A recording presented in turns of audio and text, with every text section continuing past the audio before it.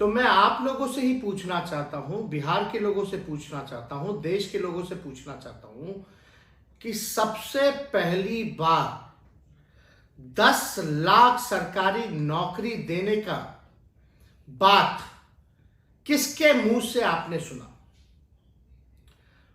2020 में आप सब लोगों को याद दिला दे कि सबसे पहली बार हमने 10 लाख नौकरी का जो है वादा नहीं बल्कि प्रण लिया था।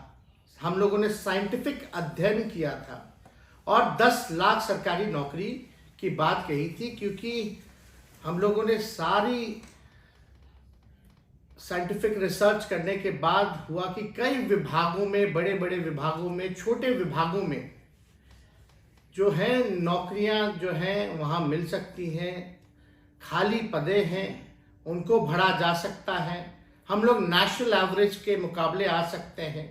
तो उस समय 2020 में ये भी बताने की ज़रूरत नहीं है, जब हमने 10 लाख सरकारी नौकरी की बात कही थी तो यही मुख्यमंत्री जी ने क्या क्या कहा था कि पैसा कहाँ से लाएगा, अपने बाप के पास से लाएगा, ये असंभव है। तो इस असंभव को हम लोगों ने संभव करके दिखाया। मुख्यमंत्री नीतीश कुमार जी कहा करते थे कि भाई नौकरी कहाँ से आएगी, उन्हीं मुख्यमंत्री जी के हाथ से हम लोगों ने नियुक्तियां पत्र लाखों के तादाद में बांटने का काम किया।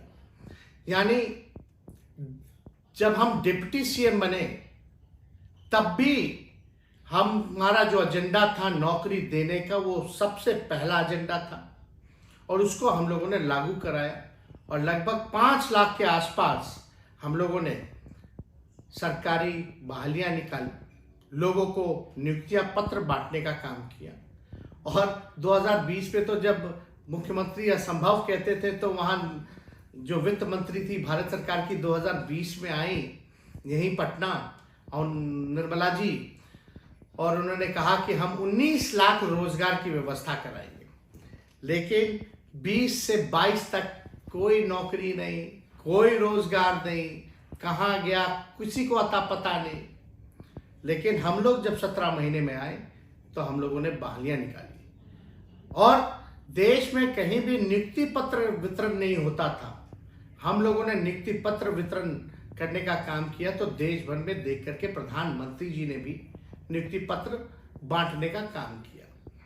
हालांकि केंद्र में अब कितना रोजगार बचा है, चाहे रेलवे हो या और भी जगह हैं, वो आप लोग सब लोग भली भांति जानते हैं कि बहालियां निकल नहीं रही हैं।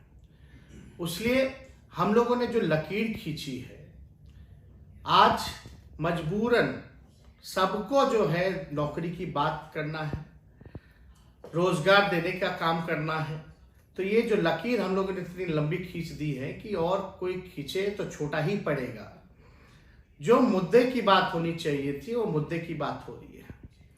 जो लोग दंगा फसाद, हिंदू मुसलमान की बात करते थे, आज कम से कम इतनी उपलब्धि हमारी है कि आज हमारे एजेंडे पे उनको बात करना पड़ रहा है, नौकरी की बात करनी पड़ रही है।